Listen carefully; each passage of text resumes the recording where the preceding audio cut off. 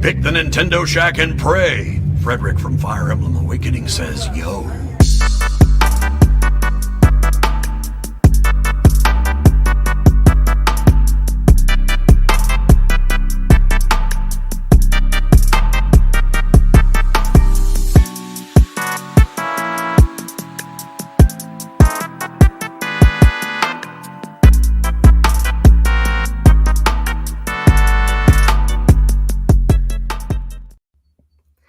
Greetings, Scoobalings, and welcome to this week's episode of the Nintendo Shack podcast. PlayStation's Horizon is coming to Switch. Just kidding, not really, kind of, sort of. Well, we will talk about it. How are you today, Donnie?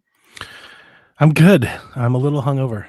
No. Like right from the start of the show. So if I'm a little loopier than normal, that'll be my excuse today. But hopefully I keep it together. Fun night last night? Yes, fun night last night. And tons of video games and all the things. And Jeff Tell and me Mike all about it. I want to know. I've been playing a bunch of the demos that are coming out of all these fests. Like, it's one of my favorite things to do. It's actually a big reason why I didn't want to like live stream over the events. Yeah, because I'm having right into the games. I'm having a lot of fun, like while the announcements are happening. Like, I'm checking the Steam pages, I'm wishlisting the games that I want to play or to keep an eye on and follow, and consuming the stuff instead of creating my own. And then you can talk about it when you play it. Well, that's going to be my day today, is checking out some of the demos and stuff. I didn't really get too much of a chance yesterday, but I wishlisted a lot of things. So did I, like 50, like so many things. Whoa. And amongst other things, Kyle, so yeah, that's what I did last night. I just had like YouTube going on in one window and Steam going in another window and controller in hand, and was just kind of bouncing around trying to see all the things. That Jeff and Mike, they do the Giant Bomb at night for Summer Games Fest. I think this is the second year in a row that they've done it. Last night they had Casper Van Diem from Starship Troopers on their show. Like, he just came and sat down with them for like an hour. Who? Johnny Rico. Who? You've seen Starship Troopers, right? I don't even know what that is. Ladies and gentlemen, if you're interested in joining the Nintendo Shack, I can't take this abuse. Well, it sounds like somebody famous, so I'm very happy for them. They are making it big time. I love that for them. Yeah, they are. It was really cool to sit there and listen to them, and like I did the Future Games show and the Women in Gaming like direct presentation. I watched that. It's a fun time. It's not E3, but I still enjoy watching gaming commercials. I'm glad that even though E3 does not exist anymore, there is still this. Like, there's still something, there's still, you're watching these presentations, you're looking forward to these things, you're finding out about games. Oh my God. I just want to say, after I found out how much some of that, how much it costs to be on that, I questioned some of the trailers that these people put up. I was like, you spent $250,000 per minute, and this is what you brought. This is what you decided on. Yeah. Like, if you saw a bunch of like Dreadwolf and Madden and FIFA and stuff, you're like, okay. But just to see some, like, I mean, I don't want to pile. I'm not going to call anybody out, but man, I just want to say, like, I still think we should, like, I don't even want to get into it because, like, marketing is expensive. I know that. I'm not naive to think that it's not. And I understand how much gaming makes. Trust me, I read the numbers. I see the monthly charts and the annual revenues we talk about on the show. I get it. Still, to see anybody spending $500,000 to put a trailer in something, like when TikTok and YouTube is just there for anybody to, like, we'll find things. Like, I realize even if you're like I don't know, like I said, you could really go so far down the rabbit hole, and I don't want to. Like, even if you're like an unknown Steam game, that money is not going to get you, like, suddenly like relevant. Like, you're not going to sell 10 million copies because you were in the showcase. Not necessarily going to, bring there's no return on investment. Yeah, it just seems It costs $0 to get your game into the Wholesome Direct, just saying. Or the Day of the Devs, which is really nice, which I watched as well. We need to go back to doing the Rebecca Direct. It costs $0 to put your game in the Rebecca Direct. Yeah. Yeah, I feel like a lot of the games that they reach out to like streamers and influencers, that's it just feels bizarre because like for a decade all I've heard the gaming media regurgitate was how expensive E3 was and nobody could afford it, and that's why it went away. And it just sounds like Summer Games Fest is also still very expensive, and maybe it's less expensive, but it's like it's also not like a trade show with customers and things on the floor. Like it's just a YouTube. It's a digital event.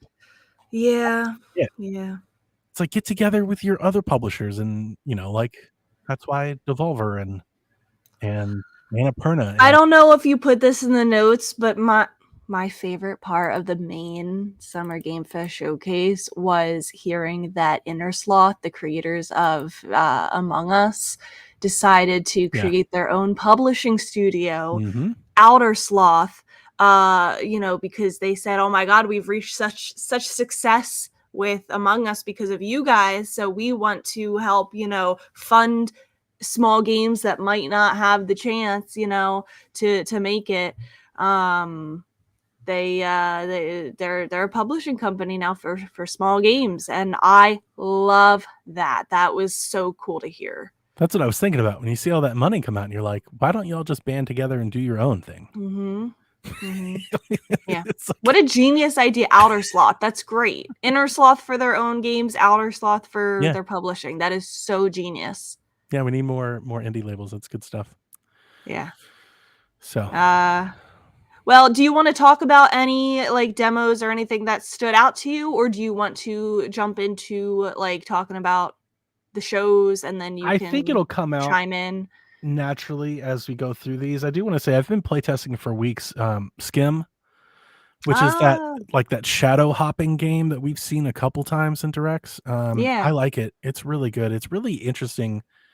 It's like a platformer, right? But like I love how they're like characters or cars or objects or things that'll like cast a shadow that'll merge with your shadow and then go away. And I love how seamless that little transition works. Like it's so finite. Like you can move like within the rails of a fence. Like it's not like just big globs. I don't know. I'm just kind of impressed. It's got a cool style. It's a neat puzzle game. Is that the one that's like in black and white? Yeah, it's like monochrome. It's not black and white, but it's like two-tone. Oh, like all the levels are like it'll be like yellow and red or like blue and green. Like it's very kaleidoscopic. Yeah. It's neat. It's neat. It's a neat indie game. Skim but I think the H. rest will. I think the rest will come out as I thought it was Shim, and I think he said Skim on the thing. Okay. Anyway, I think it'll come out in the news. Cool. Have you been playing anything before we get started? Besides like a couple little, games that released or, demos or whatever, Splatoon 3 is having big run, which is like instead of like one mega giant boss, all three of the mega giant bosses come. Can I just say that it's too hard? It's way too hard. First of all, if you play with randoms, you have no chance. No chance at all.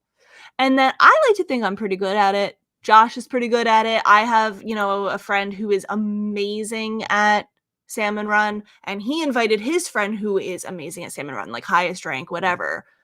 It's so hard. We couldn't. Yes, there were like some rounds that we didn't complete all three waves.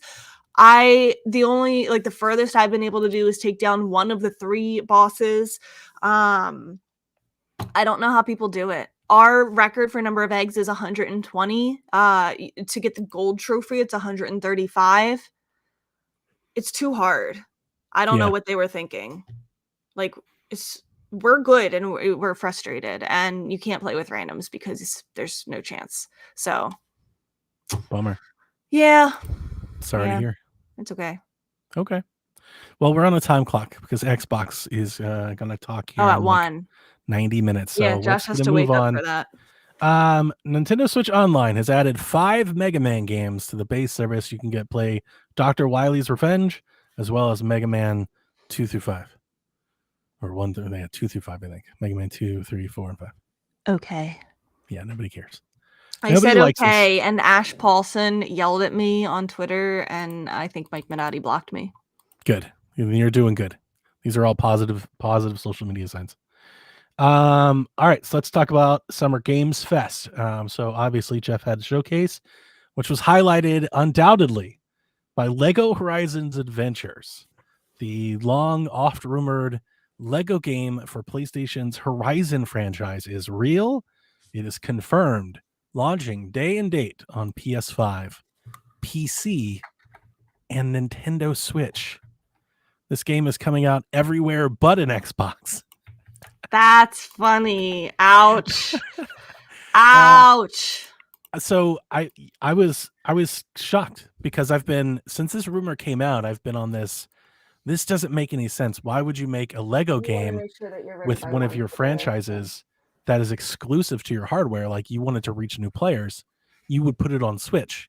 Now, every time I said that on this show or PSVG, because I've been talking about this for like a month, I always came to the caveat like, well, PlayStation's not going to do that. Like, they're actually not going to make a game for Switch, but they totally but what you talked about last week, like me and Josh were talking about it. You're so right that this is the best advertising that they can do. Like, what a great way to get, more people interested in Alloy and the Horizon lore, and want to be interested in the franchise. Like, you're not losing anything by making that not exclusive. Then make the next Horizon game exclusive. How many people are going to jump over to PS5? It's brilliant. I also think there's probably a lot of PlayStation owners that and they probably have some sort of data for this, that also have Switches. And I think that might be a part of it. And then I was thinking about this in my head, because you're right. All of that reasoning, I think, is why it's here on Switch. But I also think there might be something else here. I wonder if they're positioning this to maybe like gauge the market for bringing a handheld. I wonder if they're like, what if we put one of our franchises on a handheld? Like, what would it do? Like, we think we could do a handheld, but like, what would it do? Like, the Switch has 100 million of them. If we put something over there, how many people will buy it? Yeah, maybe. Yeah. I don't know if that's a big reason, but I think that's good data for them. Yeah. Can I just say real quick that this Lego thing is out of control? Like, oh my God. They're making a Pharrell Williams. Is that how you say his name? Pharrell. Yeah. Drop it like it's hot. Piece by piece, they're making a movie about him in Legos. Really? Are they really? Biopic? Is that how you say that word? Biopic. Biopic. I think some people say biopic. What? Like, what? I didn't know that. That's all news to me, but that's pretty wild. You're deciding to make your movie, and why are we doing biographies of Lego? Because Lego's popular. Lego is popular. That's why they're doing the $400, $300 Deku tree. Like, do people even play with Legos anymore, or is it just the Lego media now? Which, again, on PSVG, we also discuss how to say Deku. Deku. I don't know. I'm going to keep saying Deku tree. Deku. I think the Horizon game looks great. I'm absolutely going to buy it. It comes out this year. I'll probably try it. Are you into Lego games? I have played some Lego game. Ish, kind of. Like, I've tried them. The Harry Potter one I tried some of. Okay. And I tried the Lego Fortnite. Yeah, I got into that for like 2 days myself. It wasn't super great. It's just like Minecraft. Yeah. I was hoping for a bit more game, I guess. Like, I was hoping for a bit more structure. But I would try this. This could be a gateway into Horizon Zero Dawn for me. I love Horizon and Aloy. Yeah. Horizon Forbidden West was excellent. It's an excellent game. Everybody with a PlayStation should buy it. And a PC. It's on PC too. Well, I do know that Aloy, this is a brand that like PlayStation believes in. That's another reason why they would want to bring this to PC and Switch. Like, they're making a TV show. One of their biggest franchises. Yeah, like this thing is kind of going places. So I think this is awesome. This is very surprising. There's a TV show coming? Really? Yeah, I think it's either a movie, TV show. I think it's a TV show. I think it's like a Netflix show or something. Wow. Okay. I don't really follow those things, but like Delvin and Dev, like we brought up in the news often for a while. I like it because it's a strong female lead. Well, Aloy's great. Yeah, she's great. It's a really awesome universe too. It's very like Jurassic Park and sci-fi and futuristic. It's very cool. Okay. Sonic and Shadow Generations got a trailer during the show. It's out October 22nd. It's $50. It's not too bad. It's got a collector's Okay. edition. Okay. Nothing. No. Sonic Generations is like the best of it. It's like the best of Okay. it. I'm gonna get it. Okay. Be my guest. Go for it. Did you see that there's a Shadow, like an open area, like Sonic Frontiers just for Shadow in the game? I think I was looking at the back of my eyeballs for that trailer. Oh, you missed it then. You got to go back and rewatch it, Rebecca. Okay. Civ 7 is launching on Switch next year. Cool. Says 2K. You can play Civilization. I wonder don't if they play mean by Civ, but I know a Switch. lot of people who do. I wonder It's if they great. mean Switch 2. Yeah. Yeah, we'll see. We have the next game from the Gree developers, which we've seen before, but we got another trailer for Neva. Again, another Deku tree here. Yeah. What's with him with picking Neva. words nobody knows how to pronounce? Gris, right? Gree is like actually a French and Spanish word. Exactly. Yeah, that's what I thought. But the game looks really good still. And then you put in Deer and Boy. Yeah, Deer and Boy. I'm getting that one. It looks so good. It does look pretty good. Yeah, Yeah. I wrote that down on my list as well. That's another one I've wish listed. Yep. So that gets us through the Summer Games Fest show. Before we move to the next one, just how did you watch the show for one? And if you did, what did you think? I feel like it went in waves for me of like, oh my god, this is really cool stuff. Oh my god, this is boring. Get me out of here. What are you doing? Oh yeah, this is pretty cool. I like this. Roller coaster, huh? Yeah, there were like chunks of like I'm interested in a couple things in a row, and then chunks of like, why is this still going on?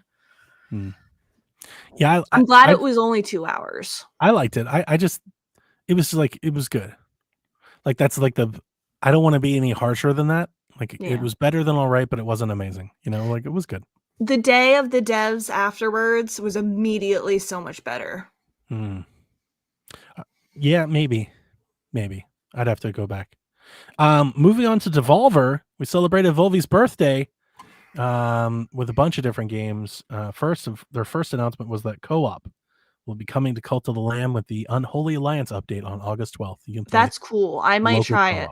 It might be a great like boyfriend girlfriend game now if you can both play. That's really nice. Other games, we got the next game from Hyper Light Drifter Heart Machine, Possessors, which looked really neat. They talked about it. It's like I put an article in the Discord. I can't remember, but it was something like it's a platformer inspired by like platform fighting games like Smash Bros. Looks great. It's very much like kind of their type of thing. Angerfoot finally releases July 11th. You can play Angerfoot and go kick the shit out of anything that stands in your way. Oh, that's the colorful one. Yeah, where you just like kick you can kick I've played the demo and beta tested this. Yeah. You can kick the door in, and when you kick the door and the door smashes against the wall behind it, and if there's a person there, it'll just smash into the person. This is the Donnie game. It never gets old, like kicking a door into somebody's face. Like it is always entertaining. This looks right up your alley. Yeah, I'm all in on Angerfoot. And then the other games that were in the show is Tenjitsu, the Crush House, which is a thirst-person shooter. What do you think about that, Rebecca? Do you want to play a thirst-person shooter? Yeah. You just go around. It's like a reality TV series, like a dating reality TV show, and you go around trying to get shots of canoodling couples or whatever. I don't like, whatever that is. That's funny. That is so funny. And the Talos Principle 2 Road. I still need to play the first one. Yeah, I have the first one on my backlog. Are you going to play it? Eventually. We'll see. You don't think I'll like it? Kicks door. What's up, everyone? No, I have no idea. I'm just I do think Possessors look cool. The Devolver Showcase was wild because we got this guy. He's got Volvi like locked up, and we're seeing all of these very like dark, strange scenes in between trailers, which I was loving. It's such a production. I love how much the tension. Yeah, like the tension that they're building. I was like, we were like 10 seconds into this, and I was like, oh, this is going to be great because you just know like where Devolver is going to go with it. And then, it was okay. It's an okay show, just like last year. It was like, it's fun. I like the Volvi thing, but has yet to reach the highs of previous Devolver shows of the past. And then at the Future Games Show, I wrote down a couple standouts that I thought. All of these, by the way, we're just kind of talking about the Switch games that was presented this weekend. At the Future Games Show, we got Sacrifier, which is this homage to 90s RPGs. Definitely not a game I'm going to play. Definitely a game that I wanted to highlight because it looks amazing. Like, I did not watch the Future Game Show, so I'm going to be looking these up as we go. Well, Sacrifier looks amazing. Like right down the RPG cave, Garrett Bland. I mean, it just looks really, really yeah, it's pretty. like that HT 2D style. It's very nice. Very nice. Nico DeRico it's a side-scrolling platformer in the vein of like a Crash or a Spyro, they say.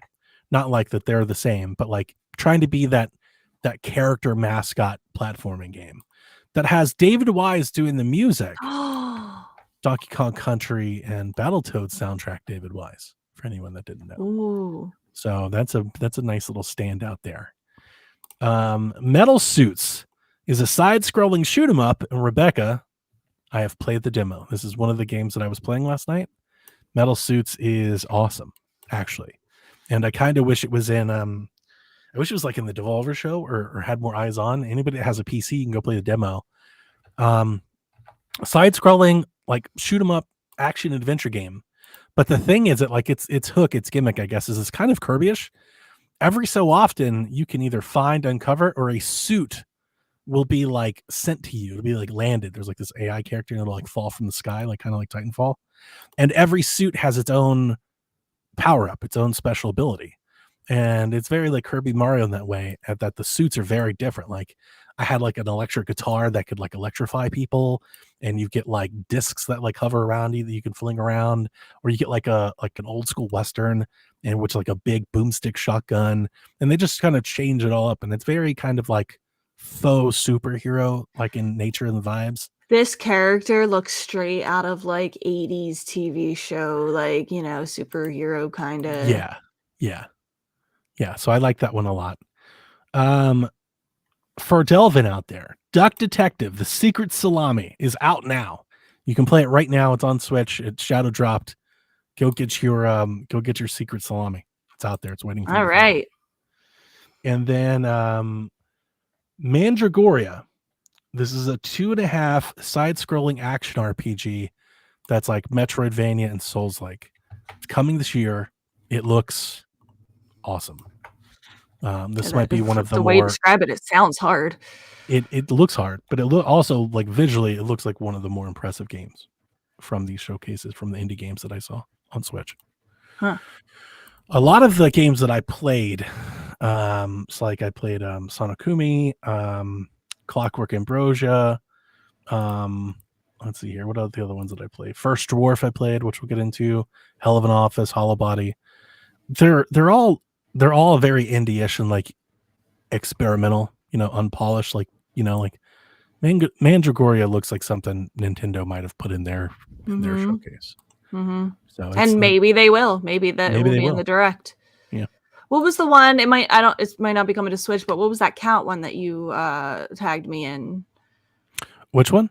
The cat one where you're like a stray cat. Copycat. Yes, I wish listed that one. Yeah, that's where like a cat takes your place. Oh my god, I'm so there. It's It's Time Cop, but with cats. I'm there. Looks great. That was in the IGN pre-show. This is all I've been doing. My wife was like, "What are you doing?" And I was like, "I've watched 900 indie games." She's like, "What?" I'm like, "My brain is mush right now." I've watched 900 advertisements today. Yeah, it's like my brain is mush. I can't remember where one game begins and the other one ends. Like it's everywhere. I'm ad maxing. Before we move on, because I don't know if I have it here. Yeah, I want to talk about another one that I played, and that is the First Dwarf, which wasn't announced for Switch, but like on all of the Nintendo blogs, they're all covering it. So I assume that at some point, it was believed to be coming for Switch, but they have a demo on PC. It's going to early access soon. I posted screenshots of it in the Discord and on Twitter. The First Dwarf is a base building like survival craft game. It's like a tree puncher where you control a mech and like a Spyro dragon partner. So you have like a mech that you can drive around as like this dwarf with a hammer. You can jump into this mech and go around and break That looks stuff and cool. punch trees and get rocks and stuff to build stuff. Or you can switch characters and become the Spyro the Dragon and fly around and burn things. I played this game for like 3 hours yesterday, like the demo. Wow. Because it's impressingly like polished. Very good. Like this is as good as any of these Mines of Moria, Valheim, like that sort of game. It's right there. This looks, if this comes to Switch, I'm like day one on this game when it comes to Switch. Awesome. Yeah, this looks cool. It does. And I really enjoyed it. And it's very nice looking. But like it's one of the better like survival craft games that I've seen mapped to controller.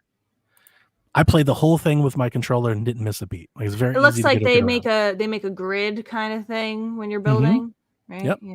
Yep. And you can like pick your different, like you have to like farm mana from the earth, and you like make like a mana well, and you make like a stone quarry and a wood quarry and all that. It's very nice. Okay. Moving on, kicking off. So this was before all of the stuff we just covered. The Guerrilla Collective had a presentation where they showed over 70 indie games. All that. I watched every one of them. I watched 70 indie games. And when I was at the end of it, I was just like, how does anybody remember anything they just watched? Yeah. I also watched the Wholesome Direct yesterday, and there were 70 indie games in that one too. Wow. Yeah. It's so hard. How do you stand out amongst 70 games? Like even if you see a trailer, you're like, that's cool. If you're not writing it down, by the time you get to the end, you're not going to be able to remember it. I don't know about how long the Guerrilla Collective was, but the Wholesome Direct was only an hour, so they fit 70 games into an hour. 2 hours, I think. Yeah.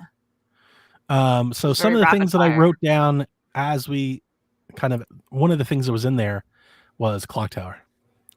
And Rebecca, the hype is building. Oh, this is the trailer that like I needed to see, because what we've seen so far is like, here's some music, here's what the game looks like, but we've yet to really determine like how much better is this than just like a ROM of the game. Well, this was the trailer to tell you that. So you can now save anywhere in the game at any moment. Oh, that's great. You can rewind to any save that you want at any moment.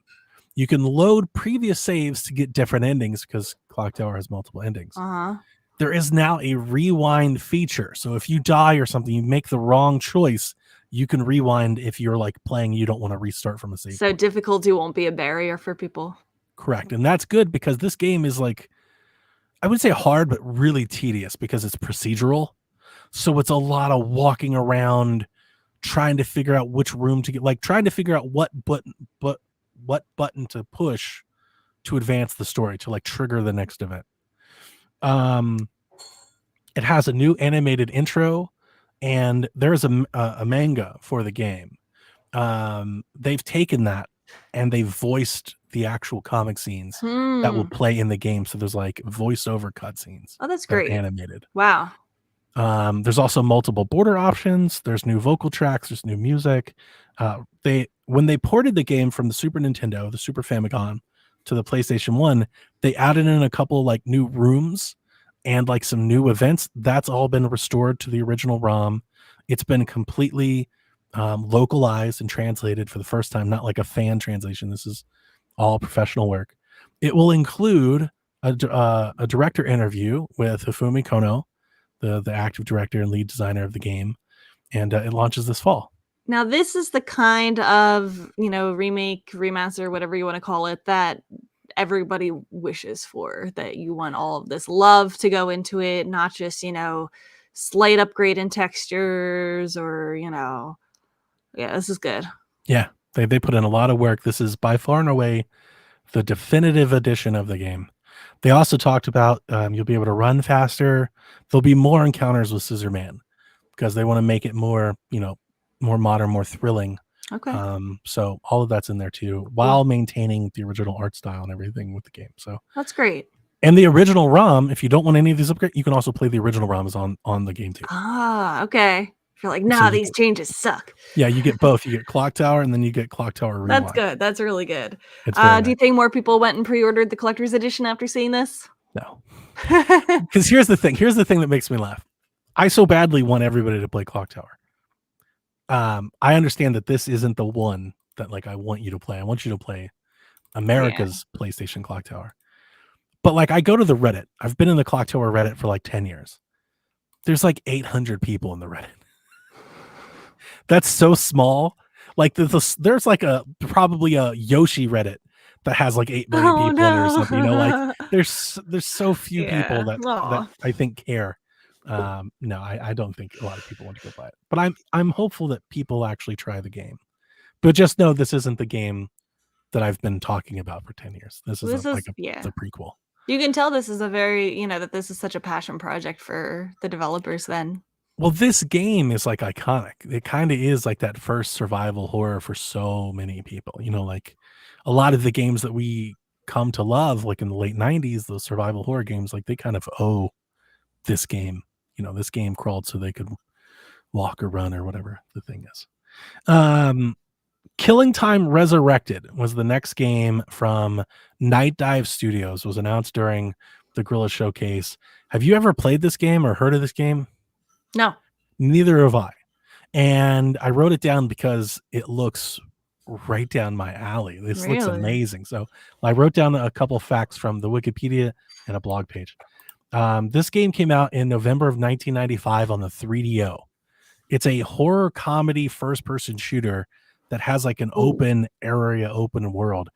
A lot of people claim it to be the precursor to something like BioShock, which would come later. So it's kind of like the OG version of that. It's a very story-heavy, open-world first-person shooter game. The unusual aspect of the game is that live-action, full-motion video characters sometimes overlap with the real gameplay without breaking to a cutscene. So they kind of do the FMV layer, kind of like Hellblade, where they'll play it over your gameplay at the same time. It has scary clowns. It does have scary clowns. Acclaim purchased the rights to Killer Time on consoles in 96, and they announced that they were going to be porting it, but the plans were scrapped before they could ever finish it. This game was awarded the 3DO Adventure Game of the year that it released. And in 1996, Game Master ranked the 3DO version second on their all-time Game Master 3DO list. So if you haven't seen it, I love most everything that Night Dive does. And this is like their next big one. And after their website with a new game tag, Pushmo, which has been fueling the rumors that have been going around for the last 45 days or so. Yeah. That we might be seeing the return of Pushmo. Okay. So, I've never gotten into Pushmo, but I know it has a fan base. 3DS. Yeah, it's been like, I think somebody said it's been like 9 years since Pushmo was released. Really? And that makes me feel very old. That makes sense. Yeah. The creature collecting, deck building, life sim Moonstone Island hits Switch June 19th. That's soon. I've played that on my Steam Deck. I haven't played a lot of it. I've only played a few hours. This is a really good one. I know there's a lot of like, farm sim, a lot of life sim. There's a lot of that out there. This is a good one. There is a lot to do in this game. It's like they couldn't pick their genre. You have that the deck building type of like RPG battles. Mm-hmm. You have collecting, like you can collect the creatures like in Pokemon. You have the farming, you have the romance, the dating sim parts of it. Like it has everything. There is an overwhelming amount of content. Like there's a lot. Well, it comes out soon. It's like next week. Yeah, if you need something to like kind of fill that Stardew Valley void or whatever, like try this one, Moonstone Island. 10 days away. Mm-hmm. Jess asked, are you watching the F1 race today? Probably not, because we've got to get past this so I can get to the Xbox show. So it probably won't be until after I watch the Xbox showcase, but I'm eager to see Max put the Mercedes behind him. Mercedes got the pole yesterday for like the first time in like 3 years. So a lot of the Mercedes fans are really excited. And I have a friend of mine, he's a giant Mercedes fan, and I've been bugging him about it since yesterday. I'm like, just wait till Max put you guys in the rearview mirror. Farlands is kind of a long off waited game. It's coming to Switch next year, 2025 for Farlands. Looks good. Not my sort of thing, your sort of thing, I think. Harry Potter's Quidditch was a game that was announced, and it's coming to Switch 2 on September 3rd. Next. Yeah. Dredge is getting an expansion called the Iron Rig. It's out on the 15th, but it's also getting a $100 physical collector's edition, which is pre-orderable right now at Best Buy if you want one. So I really love Dredge, but not enough to buy. Not enough to buy a collector's edition. I keep questioning if I want to like take time out of my gaming schedule to go back and play any of these expansions that they've released. Maybe one day. Speaking of Night Dive, that wasn't the only thing they announced. They announced that they're remastering The Thing, which was a horror survival first-person shooter on some console I didn't look as much into this one. But yeah, they made a game adaptation of the famous movie, and that it's coming to Switch later this year. And I've never played this. I didn't even know that was a game that existed, so I will definitely be getting that for sure. Announced on the Giant Bomb couch by Mike and Jeff and Giant Bomb Company, Balatro is getting a physical copy coming this fall. So, that's good. That's good. A lot of people will get that. Yeah, that's really cool. They'll double dip. Yacht Club Games will be having a broadcast on the 14th celebrating 10 years of Shovel Knight. So there'll probably be some stuff there. Right now on the eShop, there is a Mega Extreme Fun sale going on through the 16th. Matchbox Driving Adventures is coming to Switch this September. And then Yooka-Laylee, the original, is getting an enhanced definitive edition with new controls, camera, secrets, mechanics, challenges, and accessibility options. And they're calling it Yooka Replayly. Josh is excited about this one. Is he really? He is. He says that Yooka-Laylee deserves another chance. I'm actually inclined to agree with him. I did not like the controls in the first one. That's why I never got it. Like the second one was way better. Yooka-Laylee and the Impossible Lair, I was like, this is amazing. Well, it was a different genre, of course. So I'm kind of interested in Yooka Replayly. I am not buying a whole new full version, like full retail price. Like there should be an upgrade or something. I don't know if there will be. Yeah. Echo Generation is heading to Nintendo Switch later this month, also on the 19th. I think I pointed this out to you when it came to Game Pass some time ago. Did you see this trailer? No, I don't think so. I'll look it up. This game is it should appeal, I think, to Earthbound fans. Like the Stranger Things fans, the Goonies fans. Oh, I did see. Yeah, I did see this trailer. Yeah. Turn-based battles. I played it on Game Pass. It's very good. Echo Generation is very good. Okay. So anybody that's into like that adventure, a little turn-based battling, you should look into Echo Generation. I don't know if I'm vibing with the art style, but I think otherwise it's like voxely. Yeah, I'm not really big on that. Gotcha. Do you ever play Tangent? Do you ever play Resogun? No. Download it on PlayStation. You've got a PlayStation 5. Download Resogun and play it. I love that game. It's voxely. Okay. Never mind. This one's for me. The Transylvania Adventure of Simon Quest is a parody homage to Castlevania. It's set in a dark 8-bit world where rival Stan Helsing is robbed Simon of fame by killing Count Dracula first. And you have to reclaim your glory by resurrecting Dracula piece by piece and slaying the Dark Count yourself. They've made a parody of Castlevania. Parody games. And it just looks like Castlevania. Like when they literally does. It literally looks exactly like it. It looks exactly it would fool me. And his name is Simon. Right. So I had to shout that one out. In seeing all of these many indie games, as I came across a few of them, I pitched to Rebecca. I was like, "Hey, check these out. I think you might like them." And these are the ones you sent me. These were the ones I sent you. So what did you think? I think out of those I wish listed Little Problems. But you gotta sell me on the other ones. This Urban Myth Dissolution Center. What is this? So that was it's really dark. It's like this very dark sleuth, solve the crime, solve the puzzle type thing. And I know that you do have that dark side about you. I don't know how that channels into games, but I was like, maybe, because she kind of does the puzzling and the kind of thing. And I thought you might be into that. And the style looked really cool. It does look the style does look cool. Yeah. And then The Secret of Crystal Mountain was just little glider, Zelda-y. Oh yeah. Yeah. And this one also kind of feels like a short hike vibes. Also, Yeah. he's delivery fox. So I thought you might like that. Yeah. It's G-Man, Rebecca. Okay. It picks. I like that he has a little top hat in that one. Yes. It's very cute. That is a definitive no. It was. She hit my Resogun so hard, she destroyed it. She's like, absolutely not. I didn't say. Okay.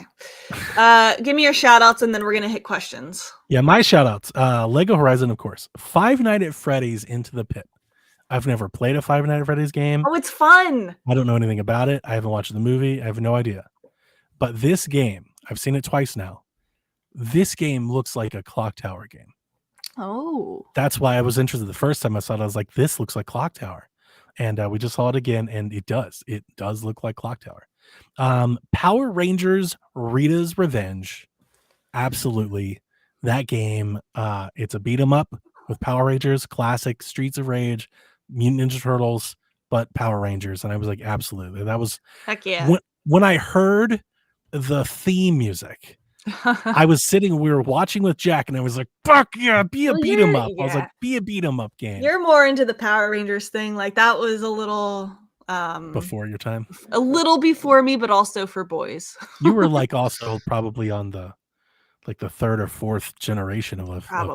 Like the I was probably like not the good Power Rangers. I was there for the OG. Yeah. UFO 50. Yeah, I'm getting this one. Me too. This looks like the most unique thing I've ever seen in my entire life. Yeah, it's nice. We need more. Like we get this a lot with like party games, but like I would like to see more compilations. Well, I was not on board with this until they said about how it intertwines with each other. Like there's recurring characters, there's a storyline that's overarching. Like there's some that you're not going to vibe with, but there's other that you will vibe with. Like it sounds so unique. I definitely, and they're all unlocked from the start. So it's not like progression. Like you can pick which ones you want to play. I'm getting that. Why do you think I'm getting it? I don't know why. Golf. There's a golf game. Oh my god! Of course, golf. I was like, oh my god, the golf. Gotta get it. Gotta get it. Gotta if get it golf. If it golfs, I'll play it. And that's the news. All right. Yeah, it's a good time. And then we got the Xbox thing today. Very excited. Do you think there will be anything notable that comes to Switch from Xbox this show? That's a good question. Honestly, one I probably should have thought about already, and I didn't. And I don't. Unless they want to talk about, like, I would expect anything like that to be at the Switch showcase, not this one. Yeah. So I think the stuff that still might come to Switch will be like Sea of Thieves and things like I think some of those will probably come over at some point. Yeah. One of their indie stuff. I don't think they're going to have a whole lot of games like that today. I think the games they're going to have today are going to be like big production, Doom, Gears, Indiana Jones stuff. But by all accounts, it sounds like a great game. I guess the hope would be Banjo. Yeah. That's why that one's watching it today for that. They have a contract with Toys for Bob. I think it's too early to finish their Spyro thing. I agree with you, Rebecca, but I will say this to give them hope. Xbox is never been above showing a game 5 years too early. That's a good point. So they totally could have an agreement with Toys for Bob to finish your Spyro game and make a Banjo, and they could announce that today. They could have like a picture of Banjo's face and just say, we're currently in active development, and that might be enough. That is a good point. So, Silk Song, yes or no? Yes. All right. The question is it out today? It might be out today. Ooh. I would expect it not to be, but it might. I feel like it's like a late June or July. Me too. And I think because they'll double down, I think they'll show it at the Nintendo Direct too. Me too. Yeah. So, and if it is later, so if it's like Silk Song comes out January or June 19th, that's going to be, I'm going to immediately go, is that when the Direct is? Good point. Yeah. I did that the other day. I'm not sure. We didn't put this in the notes, but Lollipop Chainsaw is getting a trailer later this week. Yes, I need that game to tank hard. Oh God, why do you do this to me? Because I took it against Haley in Fantasy Critic. It's one of my I favorite games. counterpicked it. Well, I'm it's probably sorry. a good counterpick. It's I hope probably, it's no, good, but I hope it reviews terribly. I'm sorry. It's getting a trailer releasing later this week, and it was the first time I thought, I was like, could that be when the direct is happening? Could it be a Nintendo Direct type of trailer? I don't know. Why would that come to Switch? Well, they said that their launch trailer will announce platforms, and I think it's going to come to Switch. Oh, okay. So that could be there. We'll see. Yeah. Okay. All right. Let's We got through that do a these lot questions. faster than I thought. Yeah, we did. We plowed. We have a lot of questions from last week too. Mm-hmm. Are those still in there? Mm-hmm. Okay, cool. Starting off with Kyle the Pug, what were some of your favorite reveals during the Summer Game Fest and Wholesome Direct? For me, it was Power Rangers Rita's Rewind, Nova, Pop Champs, and Kitsune Tales. Oh yeah, those were shown during the Wholesome Games. They were very cute. I have already downloaded and played Pool. It's like a Suika game clone. It was fun for 2 rounds, and then I'll probably never play it again. And I downloaded Simpler Times, which is not what I thought it was going to be, but I'll probably keep playing it. For me, definitely Horizon Lego, Power Rangers, like they take the cake. I'm interested in this Wolfhound game. It's like an 8-bit Metroidvania that's like kind of Metal Gear, like old school Metal Gear looking. And Sonokumi, which looks like Hotline Miami meets Katana Zero. Ooh. Yeah. If anybody, Sonokumi, Sonokumi. That game, I'm like, yeah, I'm gonna play the shit out of that. That looks awesome. Nice. So those are like my shout outs. All right. Oh, hang on. Post Trauma and Hollow Body, both of which I played.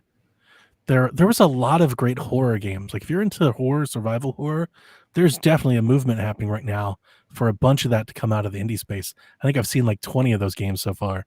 And both of those, like Post Trauma, like trippier.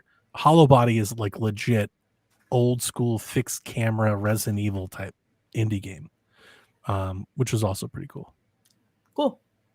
Yeah, there's a lot of good stuff. I'm going to play a lot of demos today, so maybe I'll talk more about demos that I played next week. Awesome. Brendan says, what Nintendo games made you go, wow? How did they make it feel that magical? For me, it's the beginning of The Legend of Zelda, A Link to the Past, right from the start, from the rain when you go into the dark world. That is true. That is a very good example, Brendan. That's why I play that series. I think Legend of Zelda more than any game has always given me that feeling. Yep. I think of Ocarina had multiple moments like that. Like when you run out into the field in 1996 and you're like, it feels huge. It feels gigantic. Like that was open world back in the day. And then when you pull the Master Sword and everything is 7 years in the future and you're like, what? Exactly. Yeah. Yeah. Wind Waker, especially with the castle scenes in Wind Waker, like definitely have that magical moment. Breath of the Wild, not just like leaving the little Cave of Resurrection. Obviously that was a moment, but stepping foot onto the world after the Great Plateau, I'll never forget that feeling. I still have that feeling. Like, where do I go? This is a big, strange world. See, that's for me, and not to reopen this wound, but for me, that's kind of the difference between Breath of the Wild and Tears of the Kingdom. Is Breath of the Wild still gives me that feeling. I'll go back and open my save and just glide, and I'm like, this game was next level, man. Look how great. And not to take anything away from Tears of the Kingdom at all. It's just like more of that, right? Like you expect, so like, yeah, I still have that special feeling, but I love that about the Zelda series. That's what I look to it for. I don't know how many other series give me that feeling. That's just the one. It might be. It really might be. Because like like other ones, I think maybe like emotionally, like I'll get hit with like something like in narrative, and I'll be like, wow, like they really, went there. Like you get you feeling things. I like games like that, but not that whimsical, like magical feeling. Mm-hmm. Speaking of Zelda, I did play a game this past week on Game Pass called Haunty. Have you seen that? No. Hanuntii. Haunty. when I first saw this, I was not ready for what I was expecting. I mean, for what I encountered. When I first saw it, I saw like a dash and like you kind of like shoot, and I was like, okay, so it's like, it's like a Death's Door, like a Hollow Knight, like this sort of thing. It's not. It's very Zelda-ish. Like they have little like chests and stuff that you open and da da da da, and so they kind of wear it on their sleeves, but it's I don't know, it's really hard to explain. You do have like a light attack and a dash, but it's just like you can possess things around you. Like you could possess the trees and make them fall over. You can possess like crystals and shoot extra stuff. It's very ornate. It just wasn't what I was expecting. I've only just played it. Yeah. I'll look that one up. It's really cool. Yeah, that sounds cool. Yeah. Okay. Let's see. Jay says, in what year will we be playing Sony's Spider-Man on a Nintendo system? I wouldn't count it out. Yeah. This will drive things going for a long time. Like this is going to be wild. Like I think the online fodder, the console wars is going to be flipped on its head, and you got PlayStation putting stuff out on the Switch. Lego Spider-Man Hyrule Knight says. I think the one question I've seen a lot of people is like, so when is Nintendo going to put something on another system? Because everybody else is doing it. No, they're not. They don't need to. Yeah, I think they're good. They're like, nah, we're fine. TPR says, Pushmo was my favorite 3DS Wear title from the eShop. I am so excited to hear it might return. Frankly, made the best use of the 3D slider outside of Super Mario 3D Land. He asks, what are some of your favorite 3DS eShop exclusive games? Ooh, it's a good question. It is one that I wish I Pocket Car Jockey is a big favorite for a lot of people. That was 3DS eShop exclusive. Forgot about that. Because we had Pocket Car Jockey and we had a Rusty's Real Deal Baseball. No, you never played that? Oh, that's a thing. That was pretty cool for a minute. Then they had like the claw game, the hand claw game with the bunny. I don't know. The only thing that comes to mind is Ironfall for me, which I played. I mean, I've talked about a bunch. Ironfall was a shooter. It came out with the circle stick. It's kind of like Gears of War on the 3DS. Would be like the best elevator pitch I could give it. Okay. Yeah, I never really played any of these. I know I'm missing out. Yeah. I don't know. There's like a lot of Picross games and stuff like that, but I played a lot of them, but without pulling out my 3DS, I don't think I can. Oh, their Wholesome Games Showcase. Our Wholesome Direct had a Picross clone. They're calling it Squeakross, where it's like a little mouse. And you like kind of make furniture items for a house for your little mouse or rat or whatever it is. It looks really cute. Cool. Any other 3DS eShop exclusives? I'm sure there are, but nothing's coming to mind. All right.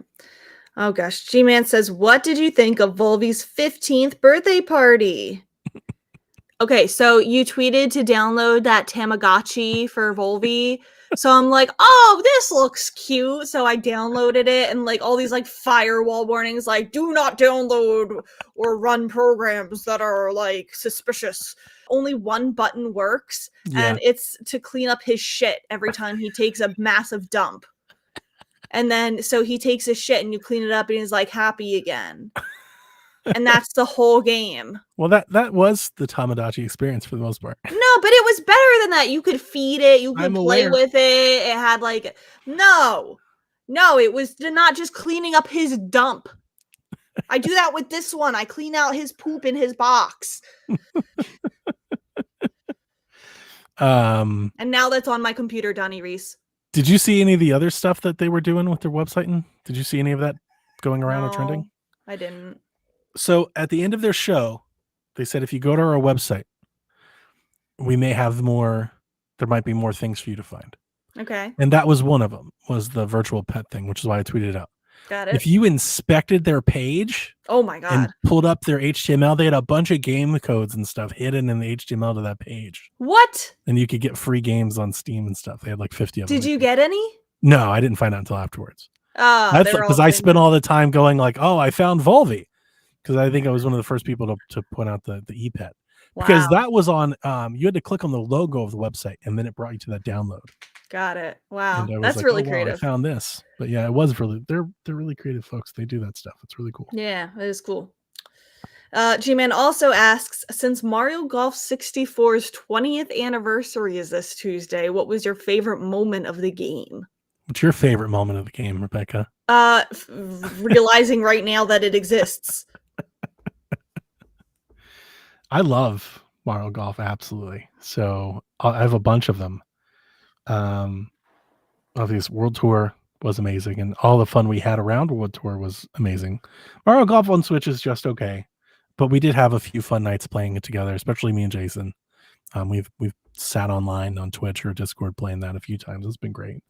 My favorite moments playing Mario Golf are Mario Golf 64 with my wife when we were in high school.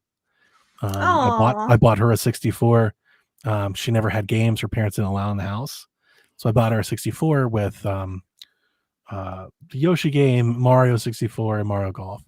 And she really liked Mario Golf because it wasn't like something you didn't have to have gamer dexterity to play.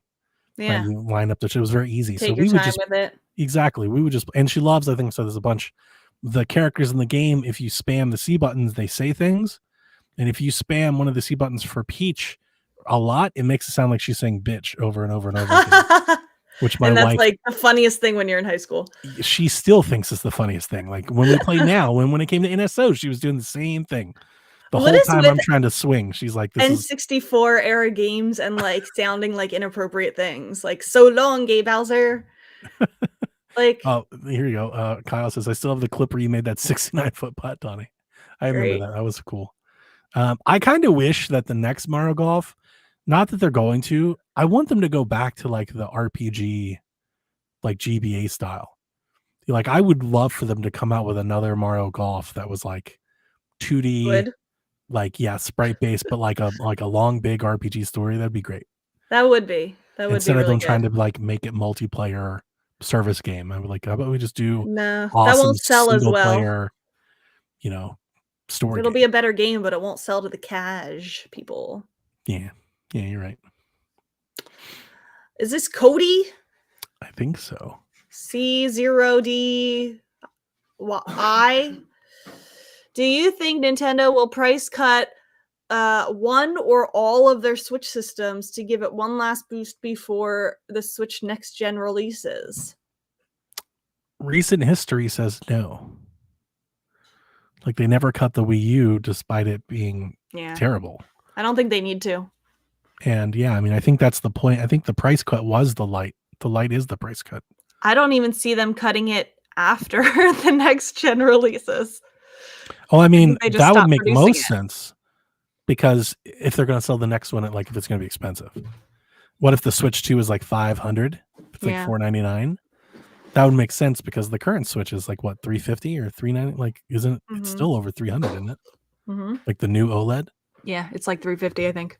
Yeah, so that would make sense to leave it, actually, to leave the Switch on the shelves to make the new one seem that much better. Mm-hmm. I like the idea, though. I wish they would cut the Switch. I think the Switch, like the regular Switch, should be no more than $200.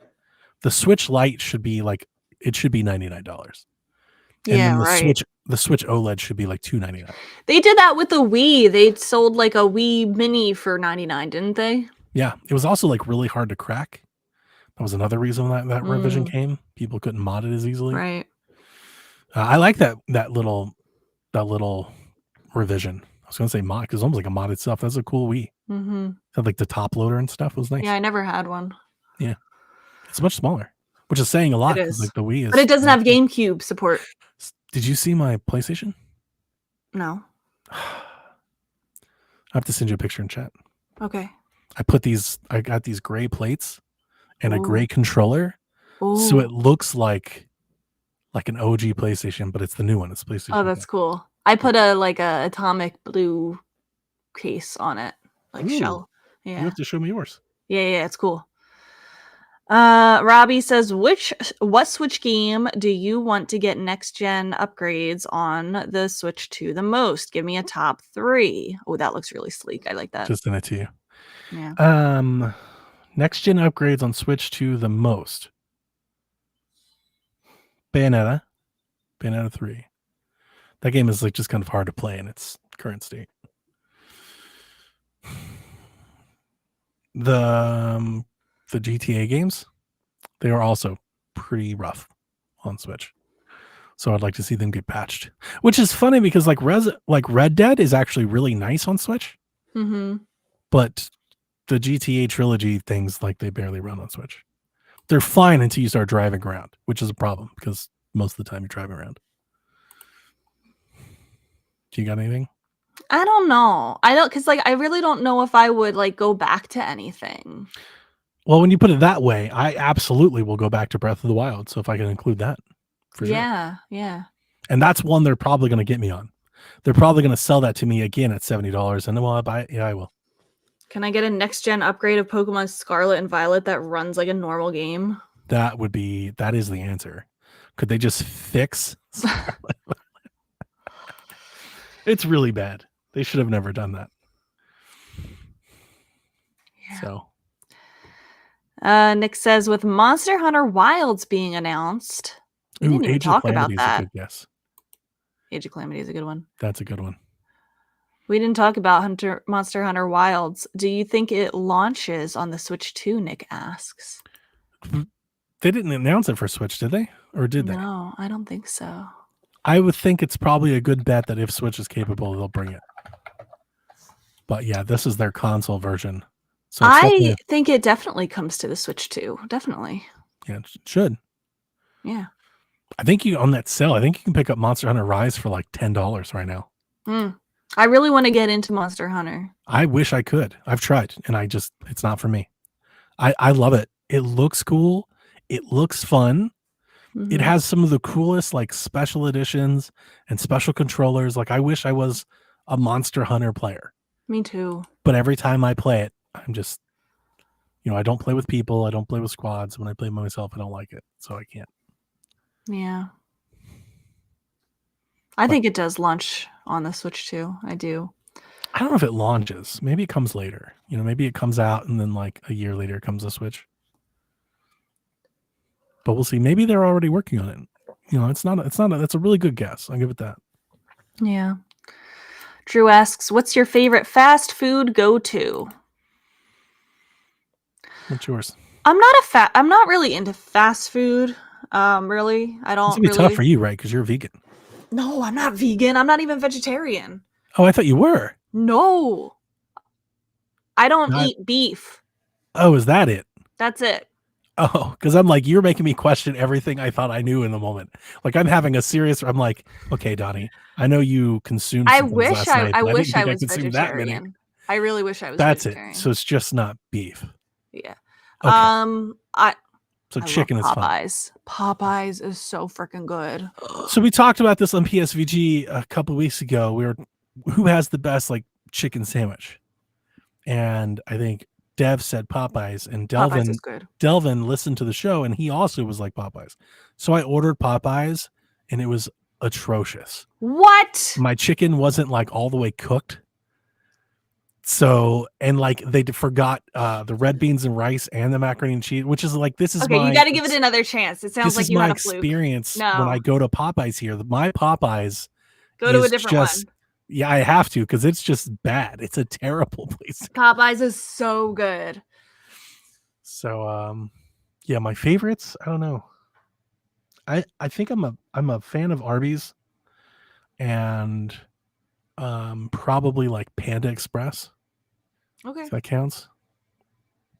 I used to like Chick-fil-A, but they're homophobic, so I don't eat there anymore. Their chicken sandwich is a little overrated. It's okay. It's not great. I like their waffle fries. My favorite spicy chicken sandwich that I've ever had was there's a place called Culver's. Oh, yeah, I've been there. Okay. That's down south.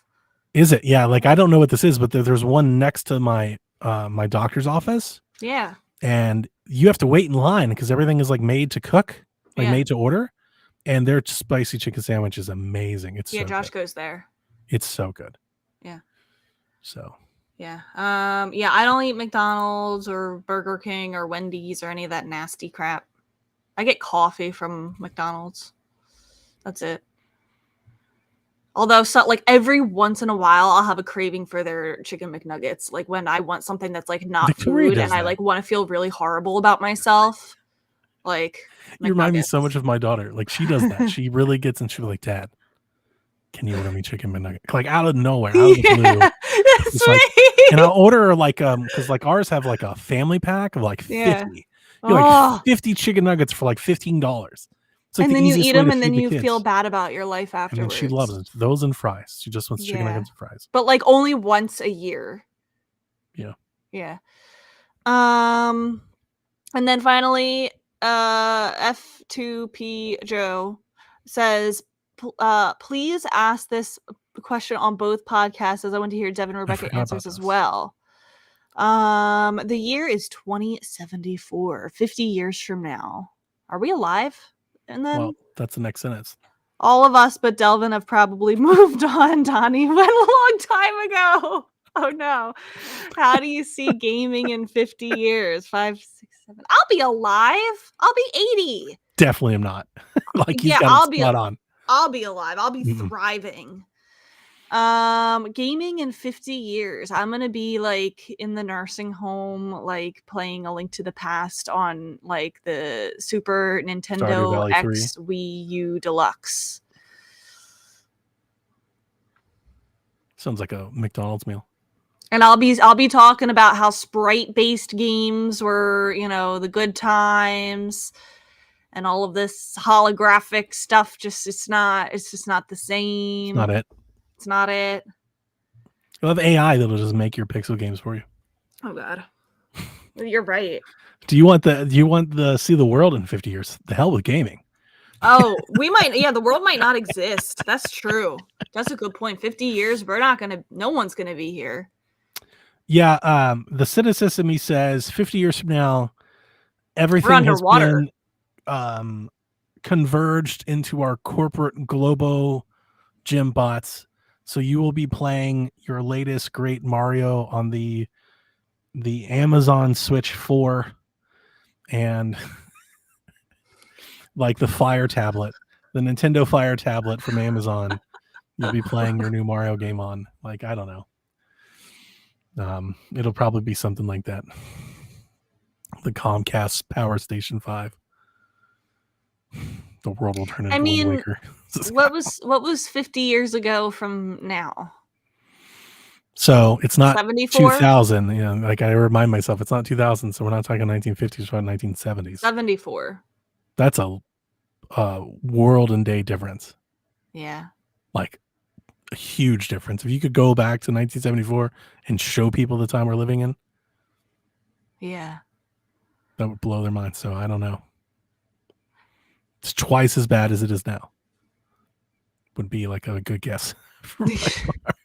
We're so pessimistic. There's not a whole lot to be optimistic about. What is there to be optimistic for? Nothing.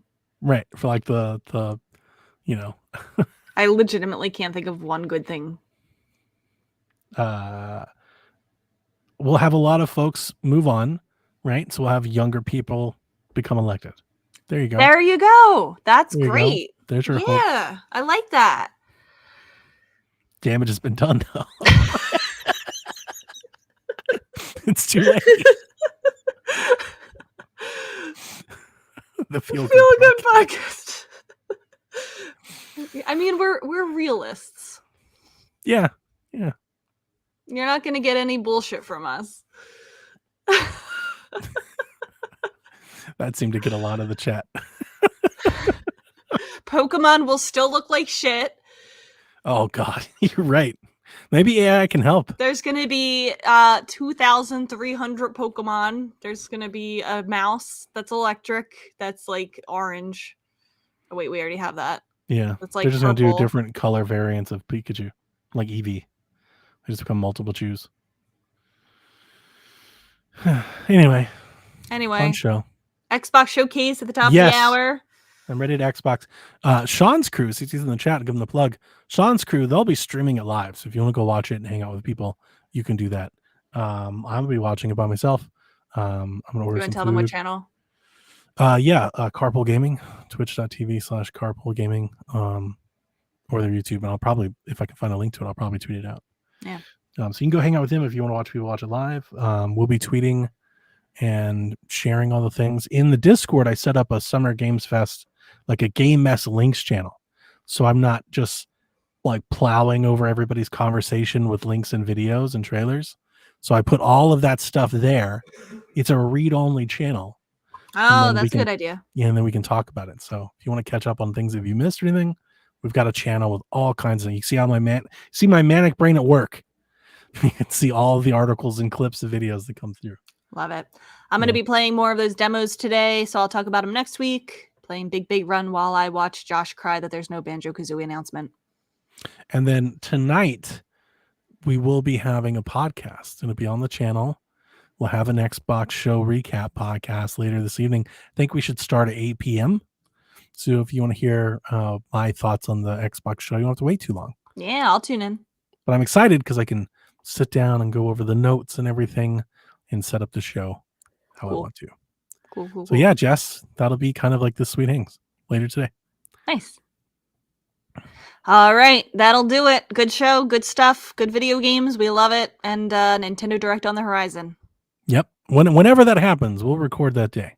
Mm-hmm. So just keep a lookout. Whenever it happens, just know we're recording that evening. Yep. All right, we will see you next time, Koopalings. Have a good one. Peace. Whenever you're ready. All right. This is Frederick from Fire Emblem Awakening. And I forgot the line already. What?